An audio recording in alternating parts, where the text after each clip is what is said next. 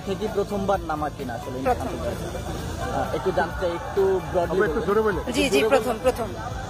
আচ্ছা, তামিম ইকবালের থেকে আসলে এটা নেওয়া আসলে কেমন লাগছে? অনেক আনন্দ, মানে কল্পনাই করতে পারিনি যে এরকম একটা আমি পরিস্থিতির মধ্যে বুঝতে পারিনি।